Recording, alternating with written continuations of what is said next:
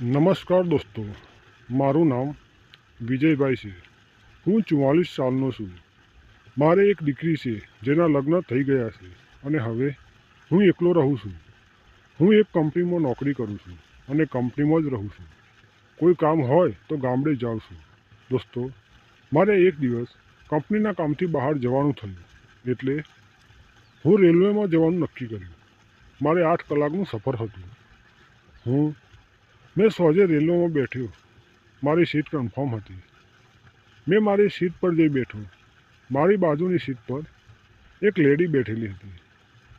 રાત્રે લગભગ 11 વાગતા હશે. મેં સૂવાનું નક્કી કર્યું. ત્યાં સુધી તો પેલી લેડી જાગતી હતી. હું સૂઈ ગયો અને મને એકાએક એવું થયું કે જાણે મને કોઈ સ્પર્શ કરતું હોય એવું લાગ્યું. મેં જાગીને જોયું તો પેલી બાઈ મારા ગાજર સાથે રમી રહી હતી. ત્યારે રાતના 2 વાગતા હતા.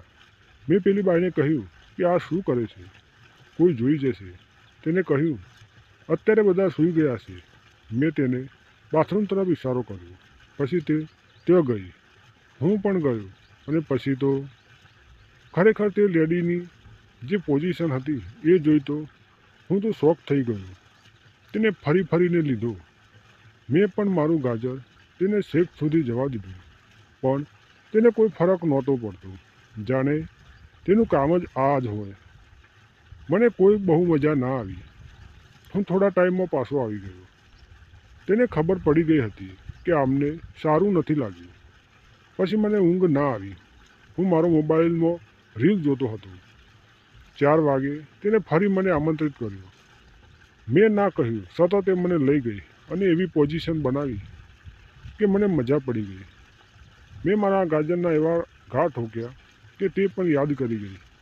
પછી મેં મારું બધું પાણી બહાર ખાલી કર્યું અને કામ પૂરું કર્યું.